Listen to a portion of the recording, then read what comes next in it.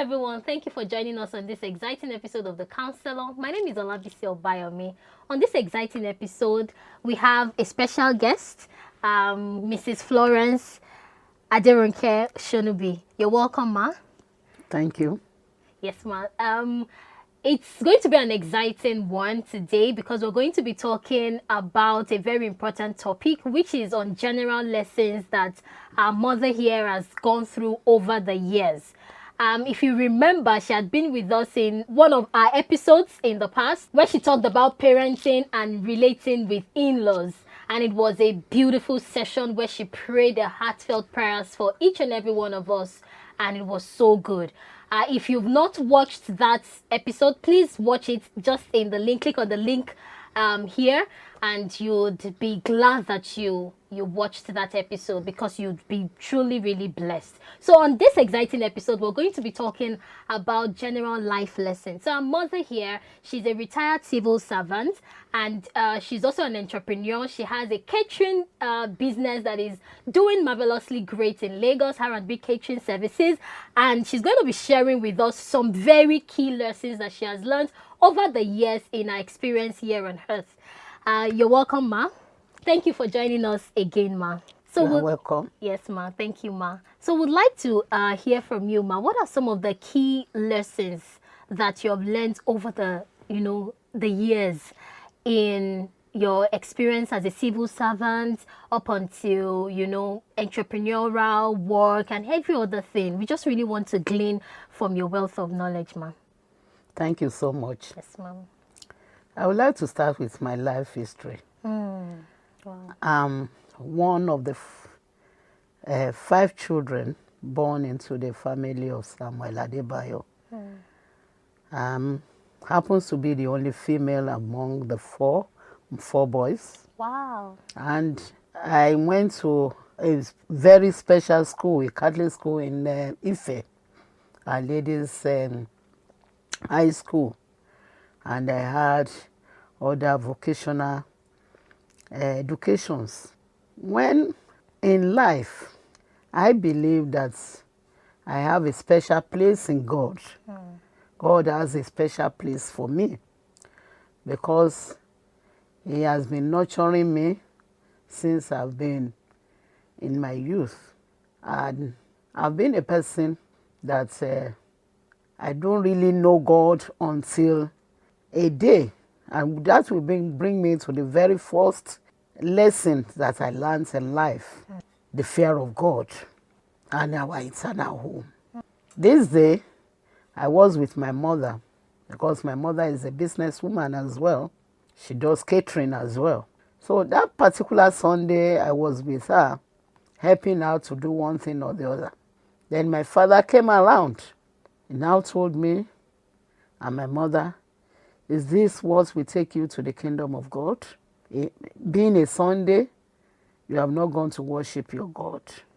Immediately, I left my mother because I presumed that her husband might come back and I don't want him to meet me there. And that very day, my father passed on. So since then, I've held it in high esteem that this is the last words of my father to me, that I should first seek the kingdom of God and every other thing shall be added. Since then, the fear of God has been my number one motto in life. And it has been propelling me since then. Even my children at times say, "You are too religious." I believe in religion, Christianity, and eventually, I cannot say God spoke with me, but I had a voice that traced me to the church, the ministry I'm worshiping up today. And the second lesson in life is that you love God and you love yourself. If you love yourself, you love God and you love your work. From the beginning, I've been determined that I will become a successful woman and my children will be successful. There was a time that things were quite a little bit difficult for us.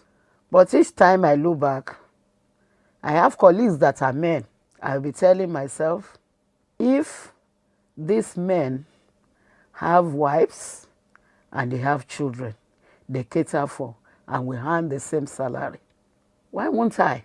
So I assume my role as if there's no other person. And it so helped me even when my husband retired and my children were very young.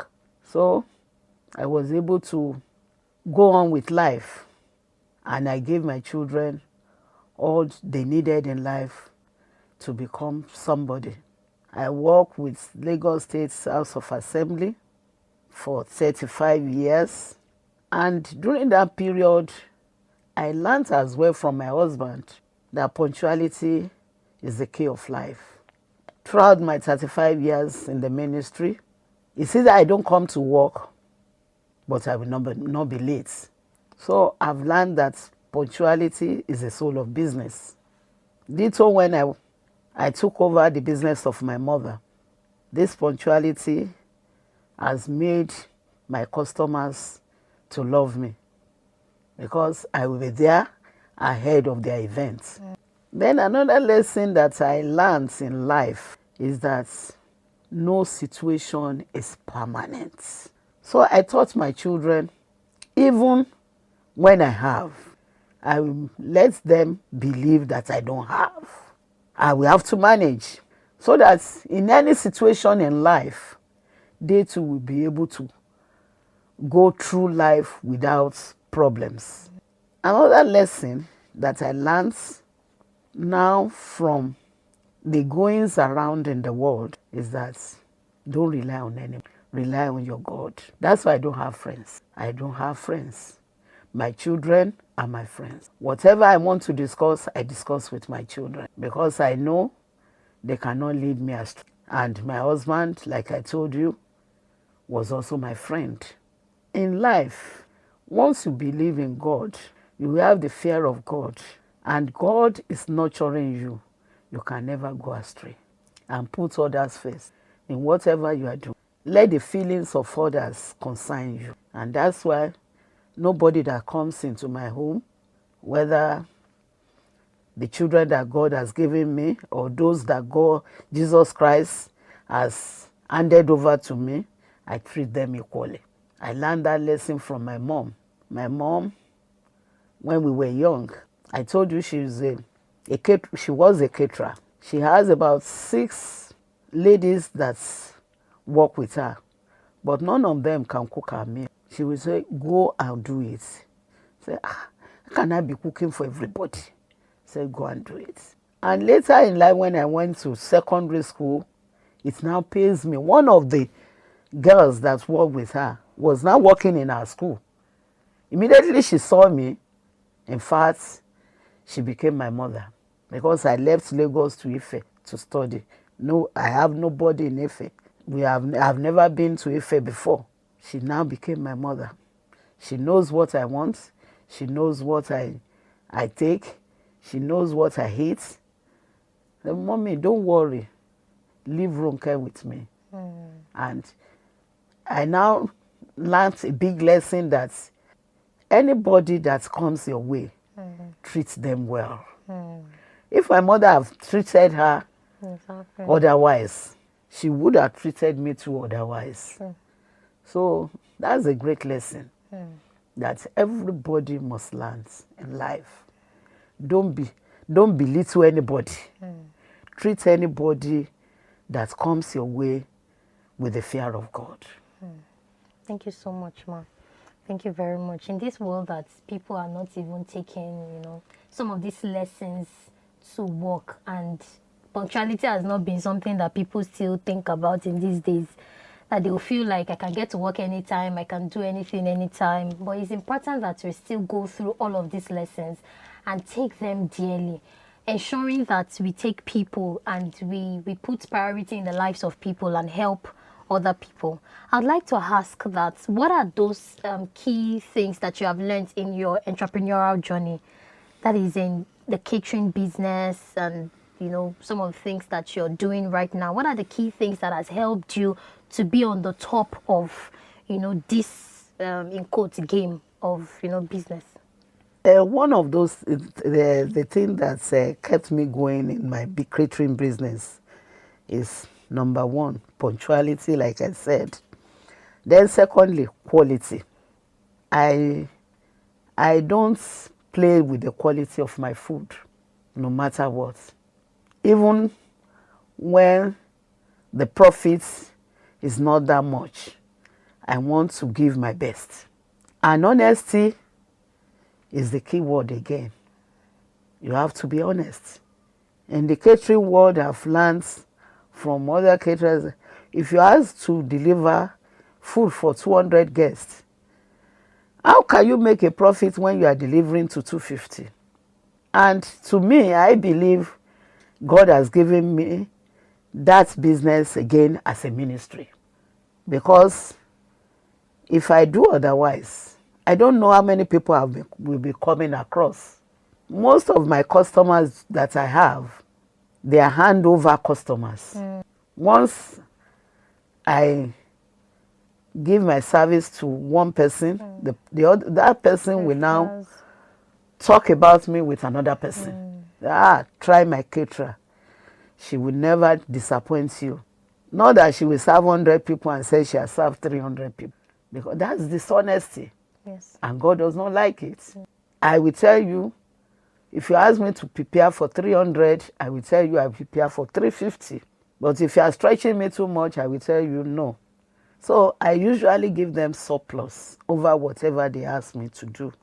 And that has been gladdening their hearts, that no worry, your food will be sufficient. And when it comes otherwise, at times they know they are at fault. They have invited more than what they are bargained for. So it wouldn't be my fault. Sure. So, and that has been, and in my job as a caterer, I don't send people to market. I go with them so that I know what I'm going to buy. Because I know when I send people to market, they might not buy what I really want. So I go to the market myself, get the best for my customer, because whatever I'm giving my customer, I'm going to eat a part of it. And I cannot give what I don't want to eat. Yes. So that is what has been keeping me on. Wow, but I'm just really curious. How have you been able to do this even at this age?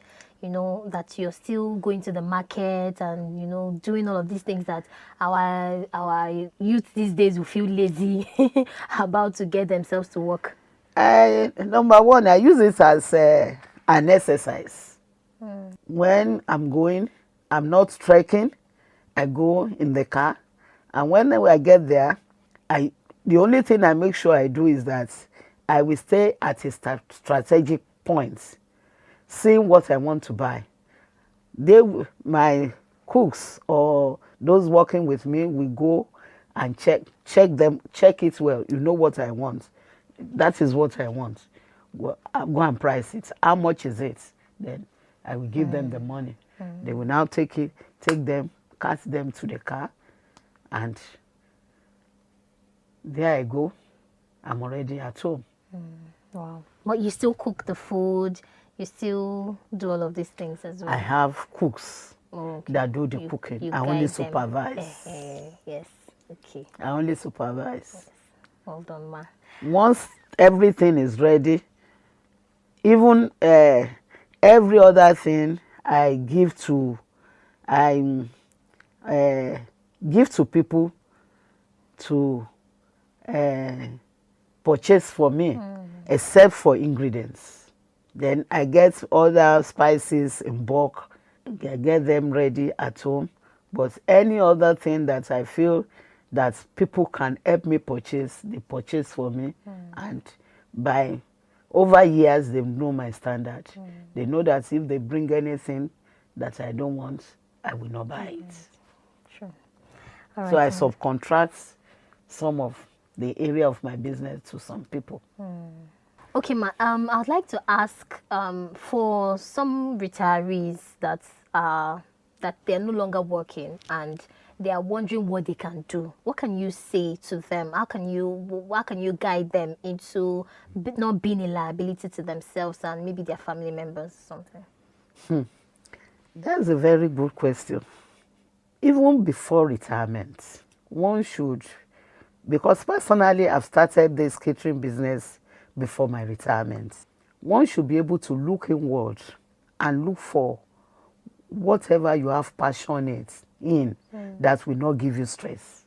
For me, I have passion in cooking. So it has not been giving me stress. I'm happy doing it.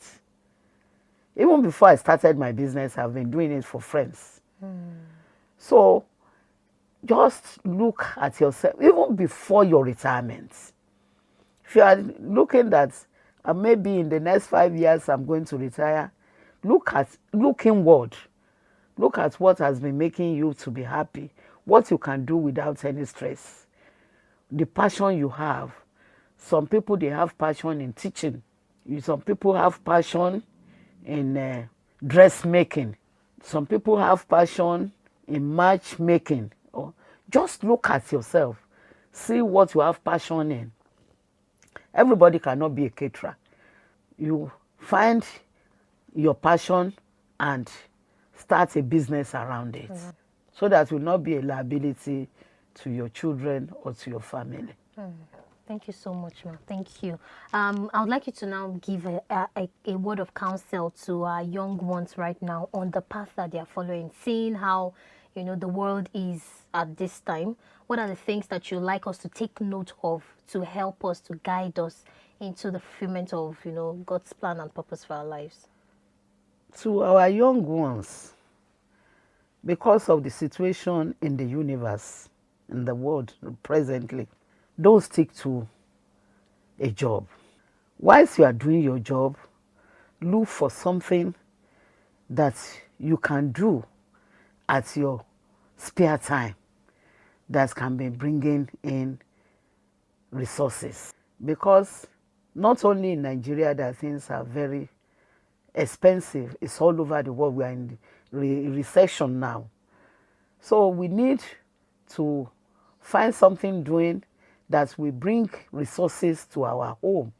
Something that you will lay your hands on and it will be stress-free. It can be a service, it can be a business, it can be anything. Just look for one thing or the other. See, I've seen so many people that have farming in diverse ways. We have people that sells, that go into buying and selling. We have people that deliver one service or the other. Yes. In the world that we are in now, it is not appropriate for one to stick to one job, to one resources. If we go through the Bible, the Garden of Eden has 4 rivers that flows into it, meaning that we are not supposed to be stagnant. We should have areas where resources can be flowing. That's why the Garden of Eden never lacked anything. Everything there blossomed because it's all 4 rivers flow into it. So we should learn from that as well. Yes.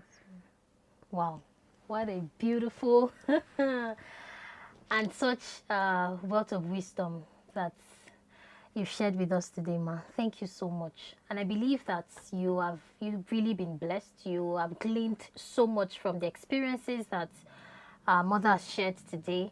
And you've also gleaned a lot of wisdom as well from very key things that she has also instructed and the counsel that she has given. If this has blessed you, please ensure that you comment in the comment section, and then you share with your friends. Let them also learn how you can do these things. Share with your older, parents as well that probably have retired and they need things to keep doing. This would inspire and spur them on. I'm sure you've been blessed once again. My name is Olabisi Obayomi, and I'm so thankful, ma, for coming. Thank you so much. You are welcome. Yes, ma'am. All right, see you again in another exciting episode. Stay blessed.